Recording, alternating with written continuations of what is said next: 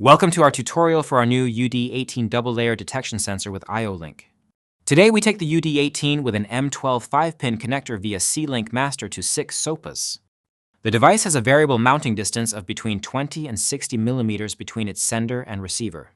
To adapt the mounting as desired, click on Teach in Mounting Distance in Sopas and wait for the positive feedback. The 42 millimeter mounting distance shown is now configured. In the diagram, you can see a graph showing the echo level. Below you find the corresponding switching status for each switching output. No material present between sender and receiver is a non-desired status in the application, so the device blinks red. Now we take one sheet of paper which is detected reliably. This is shown by a green light as being the desired application status. By the way, the flashing of the green LED indicates a running IO-Link communication. When we insert a second sheet of paper, the most critical application status, the device lights up red permanently.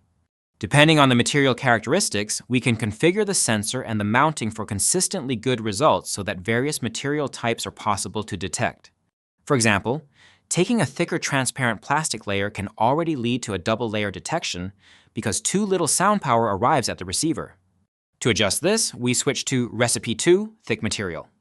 The sound level reaching the receiver becomes higher, well shown in the graph. Now the sensor detects the single layer and an incoming second layer is detected reliably too. Even in thick mode, it can be difficult to detect a piece of cardboard until you apply an angle from the sensor to the material for an optimized sound pulse transmission. Now the application runs smoothly as desired.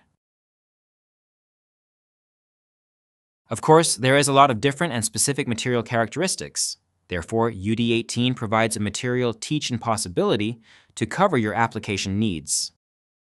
This very thin paper tissue cannot be detected in either standard or thin material mode. Almost all sound passes through the material so that the output states override because the echo differences are too small. Using Recipe 4, teach-in helps here. We start the teach-in, move the material back and forth to cover its non-uniformity, and stop the teach-in mode. And again, even this very thin material is perfectly detected for single as well as for double layers.